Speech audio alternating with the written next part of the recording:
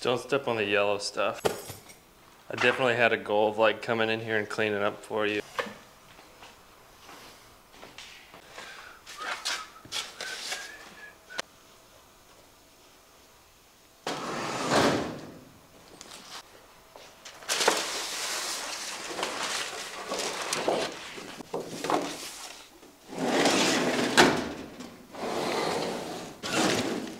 They're just like overflowing.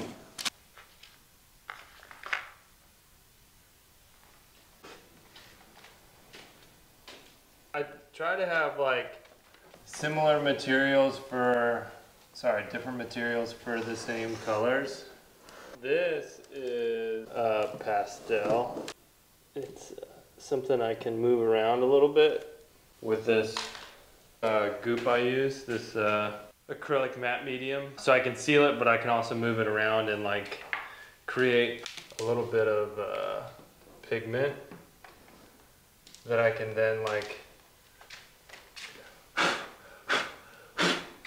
stain some of the areas of the paper with the same pastel, but it becomes like a liquid. But I've been really interested in this process recently.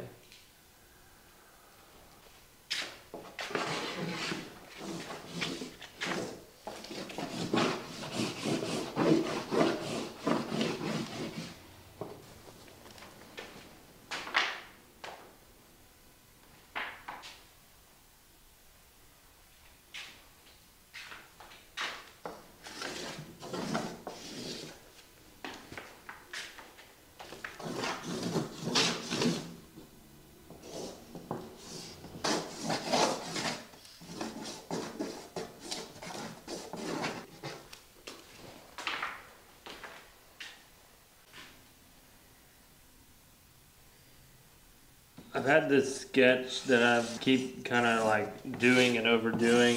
I haven't really felt like it's like come out yet, but it's kind of like this nest. It's not a tombstone, but it kind of looks like a tombstone coming out of it.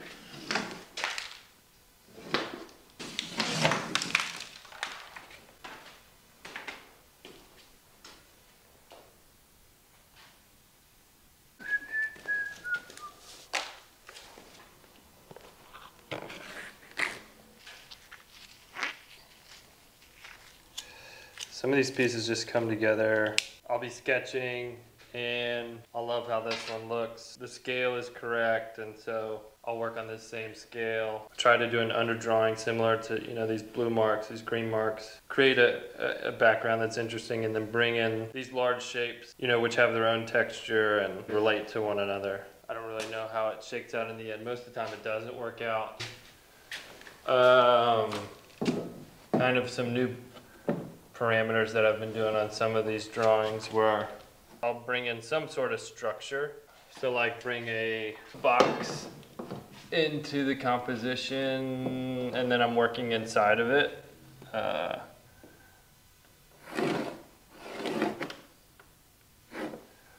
feel like a lot of these pieces are more about what's underneath and what's coming undone rather than what's in the center. It's more of like what's on the peripheries that I'm really interested in. But most of the time it's this very tortured process where I'm coming in here, something's good, I mess it up, and then I'm trying to get it back, or eventually I work it out and make something new that I'm excited about again. Here, I might be at 70% done. I could be at -20 and I have to like work hard to restore this panel to something that is gonna be just a totally different piece. It becomes like a very precious process in some regards because of that. Like, I don't want to waste the time I have in here. So part of that is, you know, looking for moments that, or opportunities maybe is a better way, to work back into it and just see what, you know, these old iterations had. I haven't even done this with this paper before, but you know, you can see old drawings. This is the original underdrawing, so there's some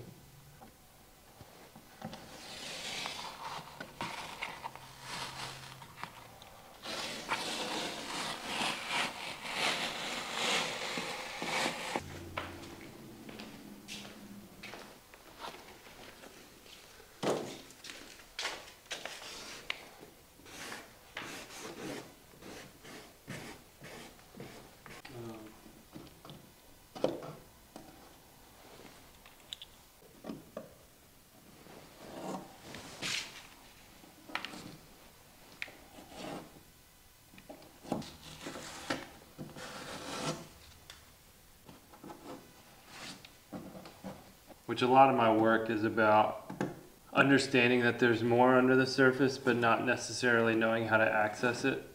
And so I'll do these large under drawings and then slowly cover them up and obscure them and adapt them, bring in new solutions, ultimately trying to keep a remnant of what was first there. So that first drawing, so that's here. You can catch glimpses of it in and around the piece.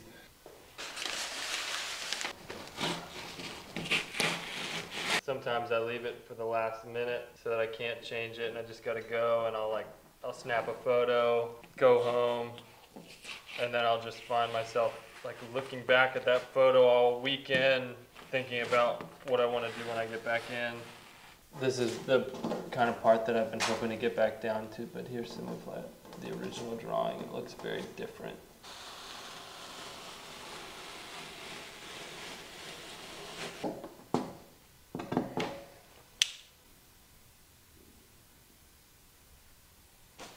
There's a lot of regret with some of these decisions sometimes.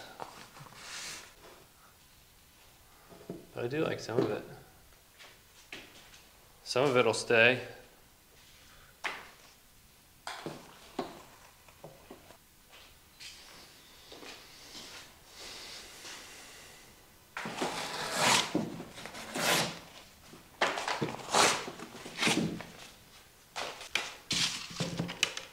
These are the two recent pieces that I've been working on. One was pretty quick and intentional. The other one was more of the tortured route.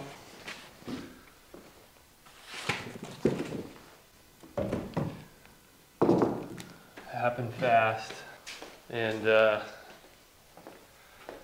turned out the way I wanted. And this is a good example of the other side of that coin. This was months and 12 different paintings and trial and error over and over again. But a good example of what I'm after most of the time. A lot of people have been, excited about this one. I really have been. I've been looking back at this one a lot more. I like some of the new things that happened in it. I think they're for something next summer, but I don't really know.